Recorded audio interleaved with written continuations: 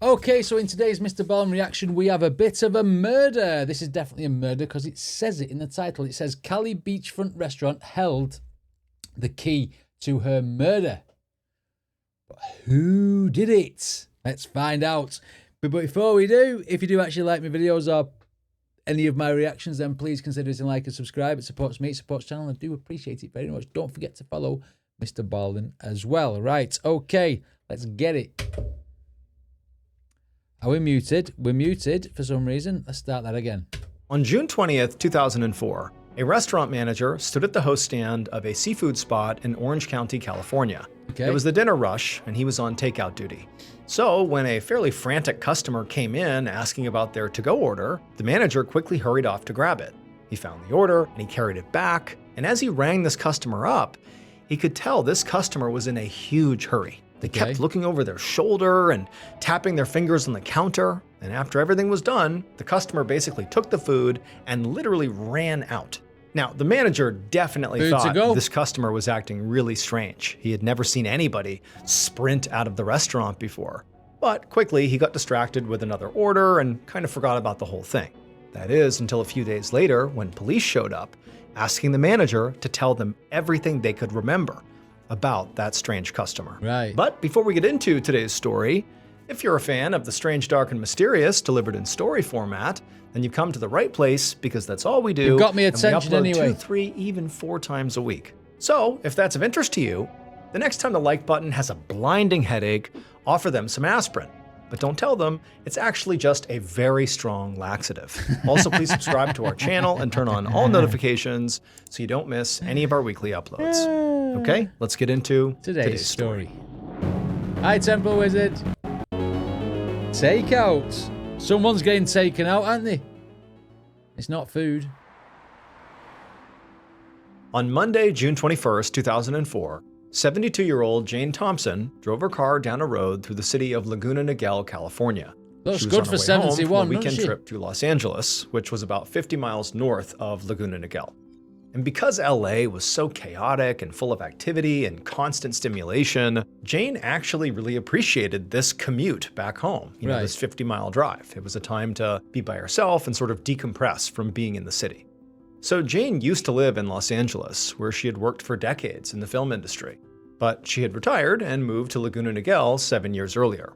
And this move had been like a total lifestyle change for Jane. Because her career in LA had been fast-paced and exciting. She'd been an assistant to some really important people in Hollywood. And then also she was an award-winning producer and then a decorator for various Hollywood celebrities. I mean, it was sort of very glamorous what she was doing. So even though Jane was generally a pretty quiet person who appreciated her alone time, like driving in the car right now, it still had actually been really hard to completely transition to the slow pace of life outside the glitz and glamour of Hollywood, especially because her girlfriend, Marion Reese, still lived in LA. Jane had known Marion for decades at this point. They'd started out as coworkers because Marion owned a production company and Jane had produced a lot of projects for her. Then at some point years ago, their relationship turned from a, working friendship into a full-blown romance, and they'd been involved ever since. And even though now they lived over an hour's drive apart, they still spent a lot of time together. Jane was actually going back to LA again on Friday because they had tickets to the opera, and then also Marion was going to be joining Jane on a cruise to Europe the following week. But for right now, Jane I know what I'd rather do. I would rather go onto the cruise. Opera, it's not me. The ballet, it's not me. Rock concert, metal concert, that's me. And was going to be joining Jane on a cruise to Europe the following week. But for right now, Jane just kind of looked out her window as she drove by a cluster of houses. And she noticed outside one of those houses, she saw her friend, Mary Larkin, gardening in her front yard. Jane had known Mary for years, and she was really Jane's closest friend in town. They'd spent countless nights talking and drinking wine together, sometimes with Mary's other next-door neighbor, Karen, who had also become a close friend. Fucking hell. Oh. Karen's done it. And if she didn't do it, she moaned about it. Nobody should live next door to anybody called Karen. Ever. Ever. You know the score.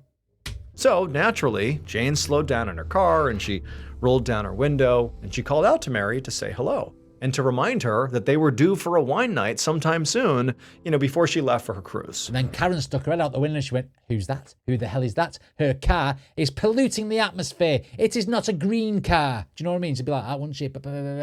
Sorry, I stopped going about Karens now.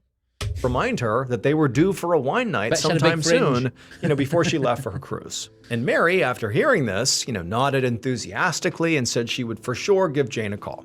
After that, the two women said their goodbyes, and then Jane kept on driving. And a few minutes later, Jane saw her condo complex's entrance up ahead, and so she threw on her blinker and turned in. And pretty soon, she was surrounded by mostly identical units with orange-tiled roofs that were all packed really close together. Right. But Jane loved her neighborhood. It was on this quiet hillside and less than 4 miles from the ocean, and she just felt completely comfortable there. Yeah. It was the kind of place where people left their doors unlocked and everybody seemed so warm and welcoming. And this meant a lot to Jane because she didn't have any kids or living relatives. She was kind of on her own. So it'd be nice to live in a trusting cul-de-sac, wouldn't it? Or a trusting road or a trusting community where no one's going to come in and rob you. But then again, you're leaving yourself wide open for people coming out of town, robbing you and pissing off. Do you know what I mean? It was nice to feel like her neighbors were all looking out for her. Yeah, man. As Jane pulled her car into the garage and got out, she looked across the street and saw her teenage neighbor, Sam Nelson, playing basketball in his driveway. See, this is like the California version of Sid off Toy Story. He's going to start blowing things up, isn't he? And making toys out of other toys. Monstrosities. He looks like one of them types, doesn't he? Just missing the braces.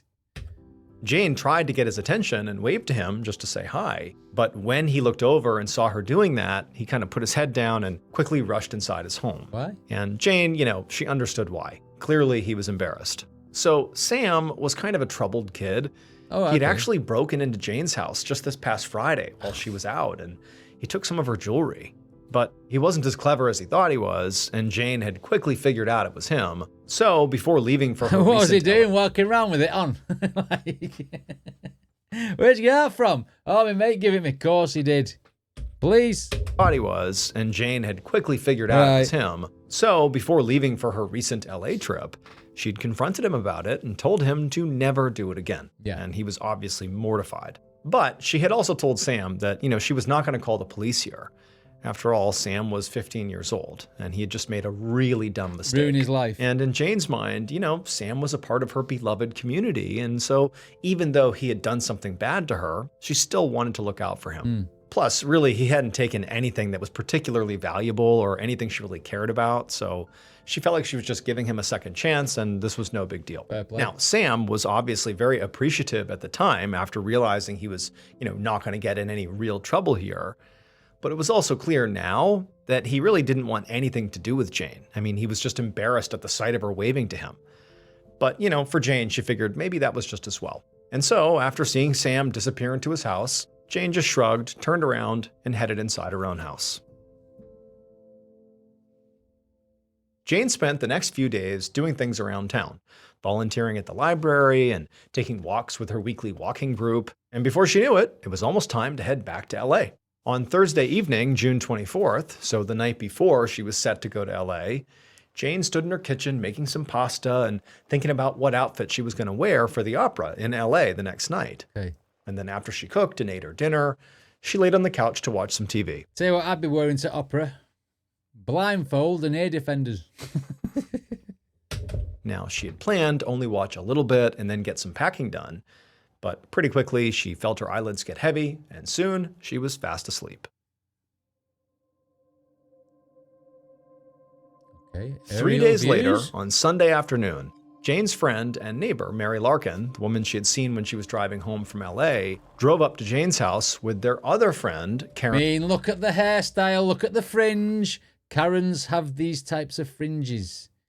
Do you know what I mean? She could have took Karen to the library when she was volunteering. She'd tell everybody to shush, wouldn't she? Even if they weren't making a noise. You turn them pages too much. They're too loud. You're crinkling that paper. It'd be like that sort of thing, wouldn't it? You know what I mean? Karen, you just can't. She had seen when she was driving home from LA, drove up to Jane's house with their other friend, Karen Hamara, and they jumped right out of the car. Mary had an undeniable knot in her stomach, which had only been getting tighter by the minute ever since Jane's girlfriend, Marion Reese, had called earlier to say that Jane had never showed up in LA for their trip to the opera, and now she was not answering her phone. Right. And when she heard this, Mary immediately became very worried because, Jane just didn't flake on people without calling. And so given Jane's age, it seemed entirely possible that maybe she had an accident or medical emergency at home and needed help, and that's why nobody could get in touch with her. Okay. So after she herself tried calling Jane a few times, but with no luck, Mary had gone over to her neighbor Karen's house and asked her if she would come with her to go to Jane's house, just to make sure Jane was okay. And on their drive over, Mary had convinced herself, despite that feeling in her gut, that, everything would be okay. But now, as she went up Jane's driveway, she could see there were a few newspapers piled up at the end of it, which made her even more anxious that something was wrong here. And so Mary hurried right up the driveway, went to the front door, and began knocking. But as she and Karen stood there, they couldn't hear anything inside the house. Nobody was coming to the door. And so finally they left the porch and went around to the back of Jane's house to try her back door. And when the two women got into Jane's backyard, Mary froze, because she could see the sliding glass door that led into Jane's living room was clearly wide open. And so Mary and Karen, from right there in the yard, just began yelling through the open door for Jane, but there was no answer. Eventually, Karen began to walk towards the open door like she was going to go inside, but Mary instinctively grabbed her and just said, "Don't." She was shaking and could barely think straight, but Mary felt like they just should not go in there, that it was not safe. And so instead, the two women ultimately backed away and went to go call the police. What's happened? A few minutes later, Mary and Karen stood out on the street in front of Jane's house, watching as a police cruiser pulled up. The women immediately went over to the two deputies that got out, and they tried to explain the situation. That their friend was not responding to phone calls and that their back door was wide open, which just seemed really strange, and nobody knows what's going on. And so the officers asked Mary and Karen to take them to the back of the house where this open door was. And so they walked around the side yard, they went back there. And when they got there, Mary watched as one of the officers just walked up to the open door and stuck his head inside and began to look around. And as soon as he did that, Mary could see his body began to tense up, like he had seen something inside. Mary blurted out like, "Hey, what's going on? What's wrong?" But the officer looking in the home, he didn't respond. Instead, he turned to his partner and told him to secure the scene and call for backup. There was someone inside, and he could already tell they were deceased. Ooh, was it Jane? It seems too obvious to be Jane, doesn't it? But it could be, somebody else. I wonder which person the cop has seen then. Just about an hour later, at around 6 p.m. on June 27th, 2004, Detective Daniel Salcedo stopped his cruiser in front of a condo in Laguna Niguel, California. Dispatch hadn't told him much, just that an older woman had been found dead in her condo. When Salcedo got out of his car, he could see that there was police tape all over the condo's front door and the driveway. And just inside the perimeter, there was an officer speaking to two women who were crying and seemed very visibly upset. Dozens of other officers and crime scene technicians were also scattered around the area collecting evidence. Right. And one deputy saw Salcedo and hurried over to give him an update. So the deceased woman had been identified as the owner of the condo, 72-year-old Jane Thompson. And at first glance, it very much appeared like she had been attacked. That kid from next door. Her two friends, the two women who were very upset talking to police, had called the police for a wellness check, and the officers who responded had found Jane lying in the living room. They'd been able to get through her sliding back door because the door was already open. Salcedo glanced back over at the two women in the driveway who were still talking to the police, and Salcedo told the deputy to make sure they stuck around because after he took a look inside, he wanted to speak to them as well. Yeah. As the deputy hurried off to do what he was told, Salcedo walked around to the back of the house. And when he got there, he saw that not only was the sliding door open, but there really weren't any signs of forced entry around it, which could mean that it had been left unlocked or that maybe Jane knew her attacker and let them in. And so Salcedo stepped inside the condo. And right away, he saw there were all these technicians all over the place working hard to gather evidence and process the scene. And also what he saw was blood spatter all over the walls and all over the furniture. Oh. And then when he looked down at the floor... So it was a violent one. Look at that. Normally when you get spatter like that, I've watched a lot of detective shows, you know what I mean? And like how they decipher the scene. It's normally blunt force trauma. Hey, posh words. Someone's been hit with a rolling pin or something, you know what I mean? Or a baseball bat. He saw Jane's body. She was lying face down between her couch and coffee table with a large pool of blood around her head. Salcedo crouched down next to her to get a better look, and he saw her wounds were just brutal. Her head had been so badly pulverized that Salcedo could not only see her skull, the actual bone, but he could actually see the breaks in her skull. Her skull was shattered. Wow. Now, Salcedo would have to wait for the autopsy to be sure, but to Salcedo, it was very clear that somebody must have beaten this woman with some kind of heavy object over and over and over again. A couple of minutes later, Salcedo stood back up. Based on the extent of Jane's wounds, it seemed pretty obvious to him that this was a frenzied, rage-filled attack. Yeah. And that it likely had happened really quickly, or maybe, the attack happened in such a way that Jane was completely caught off guard. Because aside from the awful trauma to Jane's head, Jane didn't appear to have really any other wounds. So it didn't seem like she tried to fight back or defend herself. And aside from the blood spatter, the room around her didn't show any signs of a struggle. I hope she died off one of the first shots, because being bludgeoned to death would not be very nice, would it? I mean, whoever's hit her split her skull open, haven't they? You know what I mean? So he's like, oh my, some force that. Oh, repeated. And aside from the blood spatter, the room around her didn't show any signs of a struggle. It's like she just got destroyed right here and blood went everywhere. Salcedo left Jane's body and searched the rest of her condo. He went in her bedroom, searched her closets, went in the office, went in her kitchen, but there were no signs of anybody ransacking the condo. Right. There was no obvious theft that had taken place, at least at first glance. There were expensive electronics that were still out and not claimed. So to Salcedo, at least right now, he was pretty sure this was not a robbery gone wrong. As he wrapped up his initial walkthrough of the condo, an officer called Salcedo back into the kitchen. And when Salcedo went over, he saw the officer was standing by the landline's answering machine. The officer told Salcedo there were a bunch of new messages on there, and they started the morning of Friday, June 25th. Now, Salcedo was very excited to hear that, because that gave them something of a timeline to work off of. Because if Jane had stopped answering her phone by, Friday morning, then that means she could have died maybe overnight on Thursday the 24th, or maybe even in the morning before that first message came through on the 25th. At least that would be the latest she could have died. So what they can do now is find out the other two girls who's there, obviously, like to eliminate them from the inquiry to see where they was at the time. But what they want to do is go and have a look at Sid next door. Sid from Toy Story, I'm telling you. He must have done it at night time because the kid was ginger. They don't go out in the sun, do they? You know what I mean? I shouldn't be laughing. It's a murder thing. Based on the message. So Salcedo told the officer to be sure to log the tape into evidence. Then Salcedo went back to the living room where Jane's body was and all the texts were, and he just stood there with his arms crossed, thinking about, what's he going to do next? Considering the attack had all the signs of being highly emotional, Salcedo felt confident that Jane's killer was someone who knew her and was deeply angry with her.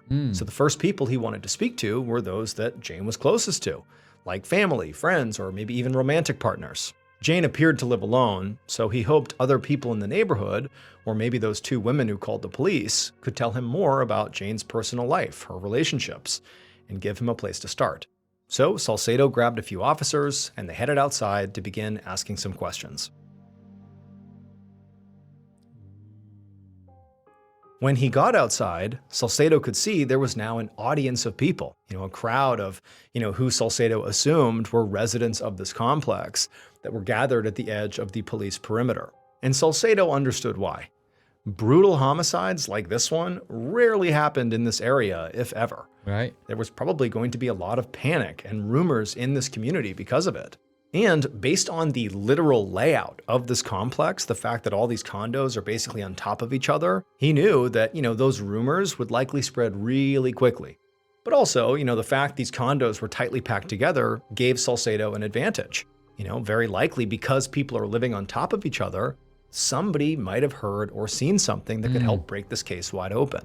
Just then, another police cruiser pulled up in front of the house, and a detective named Brian Sutton stepped out of the car. Right. And when Salcedo saw who it was, he immediately felt relieved. Salcedo worked extremely well with Detective Sutton, and interviews were sort of like their specialty. As a duo, they had an instinct for asking the right questions that got people talking. So Salcedo hurried over to Sutton and quickly told him everything he'd learned so far. And once Sutton was up to speed, they went right over to the two women who had called 911. Salcedo was eager to interview them as witnesses, but he also was not ruling out the idea that they could also be suspects. He was sure this had to be a personal crime. Absolutely. And they clearly had some kind of relationship with Jane since they'd come over to check on her. When Salcedo reached the women, he could tell they had calmed down quite a bit from when he had first seen them when he first arrived. And the women, they were composed enough to tell him their names, Mary and Karen. They then explained that they were good friends with Jane and they'd come over to check on her.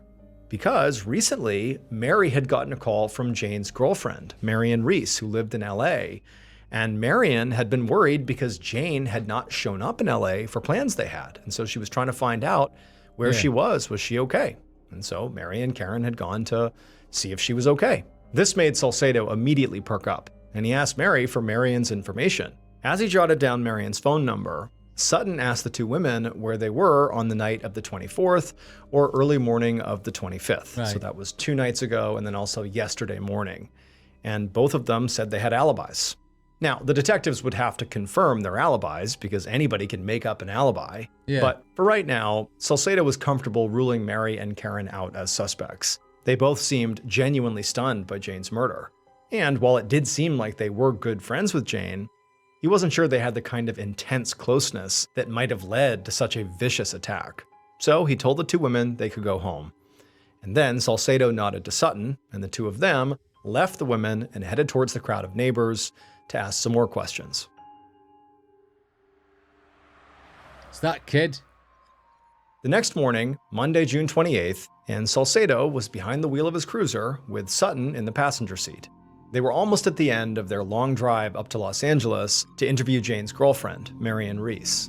Salcedo was eager to get her statement, because right now, they didn't have that many other leads. Yeah. The forensics team hadn't found any DNA or fingerprints at the scene to test against future suspects. And the canvas of Jane's condo complex the night before really hadn't yielded much either. They'd learned that no one had seen Jane since Thursday, which backed up the timeline they'd already gotten from the answering machine. But none of the neighbors heard or saw anything strange on that Thursday night. And according to her neighbors, Jane did not have any obvious tension with anybody in the community. Okay. She generally kept to herself, but was really well liked by everyone who met her. But Salcedo, again, from what Clearly she weren't liked by somebody, was she? Because they wouldn't have battered her around the head.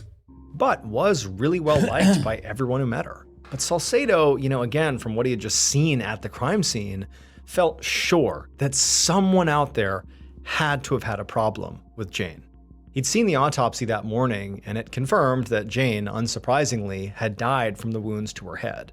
But it also told him something else. She'd been hit more than a dozen times. It was complete overkill. Frenzy. And to Salcedo, it meant the killer had to have been driven by some kind of intense emotion, like rage or maybe greed, which was why they were now making this drive out to LA to speak Maybe with it's Marion, a girlfriend. who Salcedo felt, based on her relationship to Jane, she was the strongest suspect they had, because romance can make you do crazy things. Yes. Also, Salcedo had done some digging into Jane's finances the night before, and he found out she had a life insurance policy worth $100,000. It's too early in the video for life insurance policies. That's, to me, has just ruled her out, because there's still quite a lot of this video to go. So there's no way. There ain't no way. Mr. Ballen's thrown us a curveball here. And Marion Reese was the sole beneficiary, which meant Marion definitely had something to gain financially, at least, from Jane's death. So as they pulled up to Marion's house, Salcedo was thinking, maybe we found our killer. A few minutes later, the detective sat on a couch in Marion Reese's living room. The home was on the small side, even by LA standards, but it was very tastefully decorated. Marion sat down across from them in an armchair, and when they looked at her, they could see her eyes were very red and puffy, like she'd been crying. She also had a glass of water in her hand that she kept lifting up like she was gonna take a sip, but then she would just place it back down again without taking a sip. It was like she didn't know what she was doing. Marion had clearly already heard about Jane's death, and to Salcedo, she really was showing every sign of genuinely being in shock. PTSD so type he wanted to be very careful with his line of questions and make sure, he didn't overwhelm her. If she just shut down, he might not get the information that he really needed. So, after a minute, Salcedo began by just asking Marion how she knew Jane. And Marion, she took a deep breath, and then with a very shaky voice, she explained that they'd known each other for almost 50 years. They used to work together. Jane had done a lot of producing for Marion's production company. As Marion went on to describe more about how they met each other and how it kind of transitioned from working together to, romance, Salcedo could sense that Marion was kind of calming down. And she was calming down to the point where he felt like now he could introduce the tough stuff. So he turned and he nodded to Sutton. And at that point, Sutton asked Marion if she knew that Jane had named her, Marion, as the sole beneficiary on her life insurance policy. And Marion immediately gasped, and she said she had no idea Jane had done that. But she also said it did sort of make sense. She said that Jane really didn't have any family, and in some ways, Marion was her family, or at least was her closest relationship. Now, Salcedo felt like Marion's reaction to this was very earnest, but he couldn't be sure. So he pressed her some more, and he asked her where she was last Thursday night when presumably, Jane was killed. But Marion just said she was with friends all night in LA, and she gave Salcedo all the phone numbers of these friends so he and his partner could confirm it. They talked for a while longer as Marion... So now, it says Cali Beachfront Restaurant held the key to a murder, right? So this girlfriend has been ringing probably back to the place where she's from, to all these people whose alibis, and probably told one of them to go and stove her head in because she wants life insurance money that she's pretending she doesn't know about. Detective Lee's, I always get everything wrong anyway. And went over the details of how Jane missed their opera date on Friday and then stopped returning her calls. And it all lined up with what Jane's friend, Mary, had told them. So eventually, Salcedo and Sutton stood up to leave.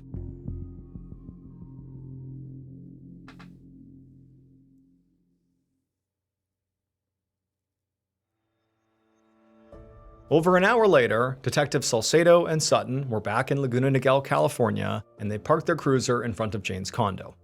On their drive back from Marion's house in LA, the detectives had called some of Marion's friends to confirm her alibi. And they all confirmed that on the night Jane was killed, they were with her and she was in LA. And so now Salcedo had to admit that Marion was looking less and less like a suspect. So now the detectives were back at Jane's condo so she's to look into another working theory about what might have happened here. Maybe Jane's murder was a hate crime. So remember, this was back in 2004 when being a homosexual was just not as widely accepted as it is today. You're right there. Back in the day, it was 2004. I mean, I think that was coming to the end of it. But like in the 90s and 80s, Jesus Christ, it was brutal. So their theory was, maybe one of Jane's neighbors had seen Marion, Jane's girlfriend, visiting, or maybe heard about their relationship and they didn't like it, and so they lashed out.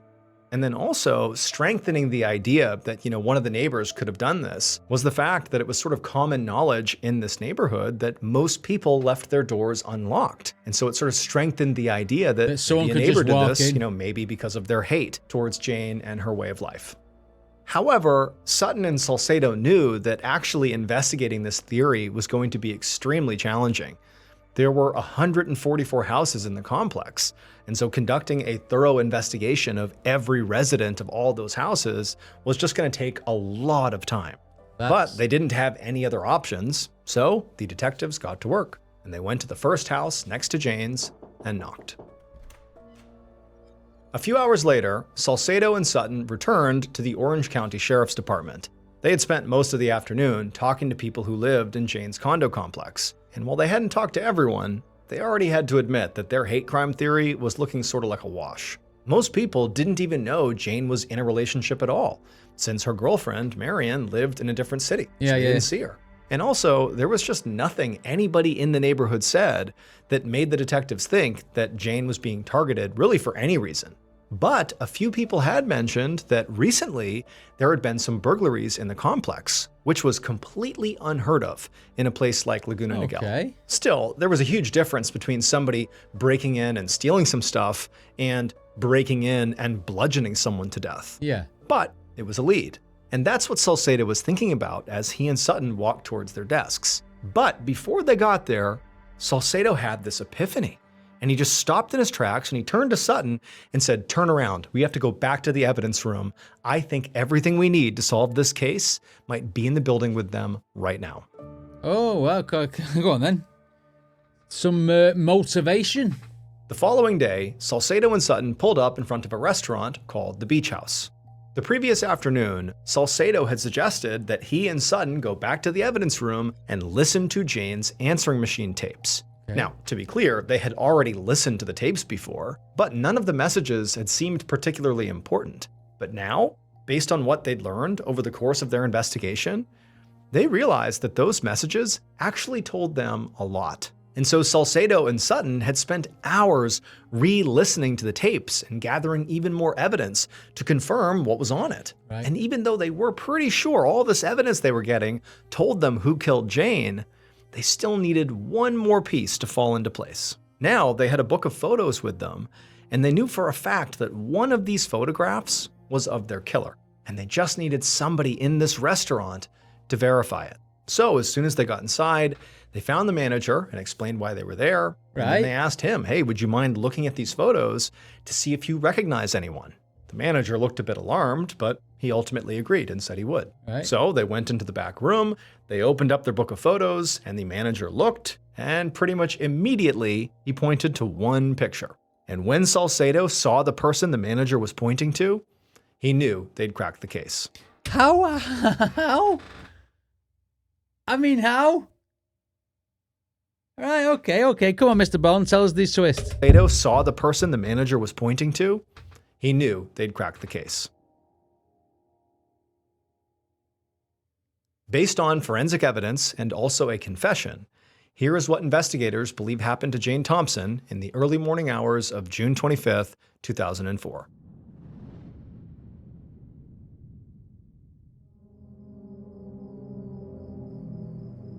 Jesus. The killer, clad in dark... Look at that hammer. That's one of them old-fashioned nail hammers, and you have them in a workshop. They're dead heavy on the end, them. The killer, clad in dark clothes and gloves, and also holding a hammer, stood in the darkness right outside of Jane's back sliding glass doors. Now, the killer had already been to Jane's house a few times that night, but each time they had come earlier, they had ultimately chickened out and left, because when they would get there, they would look in the back door and they would see Jane asleep on the couch in front of the TV. But that was a problem. They needed Jane to leave the room and go to her bedroom to go sleep in there. But she wasn't doing that. But this time, as they stood outside the glass doors, they knew they had to go in there or they would never get what they wanted from Jane, even if she was right there on the couch. So the killer took a deep breath and then reached forward and tried to open the back door. And it slid right open, just as they expected. It was unlocked. Once it was open, the killer very carefully, very quietly, stepped inside and made their way over to the couch where Jane was. They wanted to check to make sure Jane was still asleep. But as the killer is hovering over Jane, looking down at her, she's on her back on the couch, the killer practically fainted when Jane opened her eyes and looked right at them. And the killer was so surprised and so scared that they instinctively lifted up their hammer and brought it down on Jane's head. And when the killer finally stopped and kind of calmed down for a second, they just stared at Jane's destroyed body in total shock. Then they backed away and realized the hammer, the murder weapon, was dripping blood everywhere. So they grabbed the head of the hammer with their gloved hand to kind of stop it from dripping, and then ran right back out the sliding door. The killer hurried across the street outside, tossing the hammer into the trash as they went. And when they finally got to their home, they stripped off their clothes, balled them up, and then tried to decide where to hide them. And as they thought about that, They looked out their bedroom window at the house across the street, where they'd just killed the one person who had given them a second chance. It would turn out Jane was murdered by a child, her 15-year-old neighbor, Sam Nelson. Sam had actually broken into Jane's house more than once. He'd broken in repeatedly and stolen a lot of things from her, including her credit cards. That was what the phone messages had been about. Jane's credit card company had called her back after she had reported a series of fraudulent charges. And one of those charges was at that restaurant that the investigators visited with the photo lineup. And the manager, when he looked at the photos, recognized Sam, because Sam had been in there recently. The reason Sam was stealing from Jane, and also from other people in the neighborhood, was ultimately just because he was trying to keep up with his appearance. He used these stolen credit cards and money to buy food and items that would, in his mind, impress his wealthy classmates. On the night of Jane's murder, Sam did not go in there with the intention of killing her. He went in there with the intention of robbing her. But for whatever reason, when, she opened her eyes and saw him, he sort of panicked, hit her once with a hammer, the blood went in his mouth, his mind went blank, and then suddenly he's beating her to death. Sam was arrested. So it was an impulse murder. I mean, he's probably going to claim diminished responsibility or something, isn't he? Because it's like, if she hadn't opened her eyes, he probably wouldn't have killed her. But then again, why take a hammer? If you know the door's going to be open, because everyone's door's open, why take a hammer? And saw him, he sort of panicked, hit her once with a hammer, the blood went in his mouth, his mind went blank, and then suddenly he's beating her to death. Sam was arrested and eventually sentenced to 25 years to life in prison for Jane's murder, and also for multiple counts of burglary. His earliest eligible release date is in 2027. That's harrowing, that, isn't it? Watching him do the motions. God, he was only a kid, man. He was only a kid going to rob people to keep his appearance up. To keep his appearance up. Of all the motives it's going to be to kill someone. I mean, obviously it was an impulse thing that happened because he didn't, like I say, didn't go in there to kill him. But why go armed with a hammer anyway? If you're robbing someone, why are you carrying a hammer? I don't get that. Because you just go in and rob it and go away, then, you know what I mean? You'd leave with whatever you robbed. The only thing you'd take, really, is a backpack, because everyone's door's open. You could, like, loot it and pee off, sort of thing. So, exactly, I don't get it, Baz. Taking a hammer to a robbery is intention to hurt somebody, at least.